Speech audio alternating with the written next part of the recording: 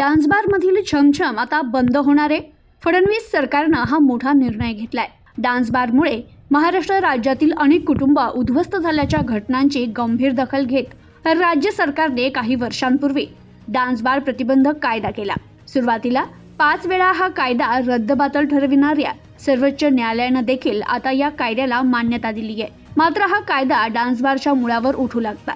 बार मालकांनी आता नवीन शक्कल लढवली आहे. राज्य सरकारच्या केलेल्या डान्स बार नियमन कायद्यातून पळवाटा शोधत डान्स बार मालकांनी नवीन उद्योग सुरू केलाय. मात्र ही बाब सरकारच्या लक्षात येताच डान्स बार मधील छमछम कायमची बंद करण्याचा निर्णय मुख्यमंत्री देवेंद्र फडणवीस यांनी घेतलाय.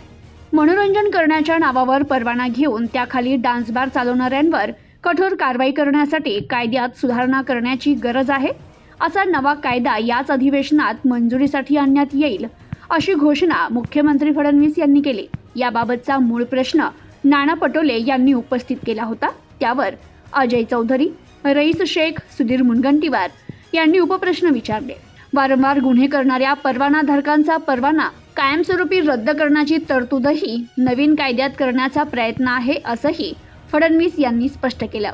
ठाणे जिल्ह्यात रात्री उशिरापर्यंत चालणाऱ्या ऑर्केस्ट्रा बारबाबत नाना पटोले यांनी प्रश्न उपस्थित केला होता. यावर बोलताना फडणवीस यांनी सांगितलं की राज्य सरकारनं केलेल्या डान्स बार नियमन कायद्यानुसार ठाण्यातील एकाही डान्स बारला परवानगी देण्यात आलेली नाहीये.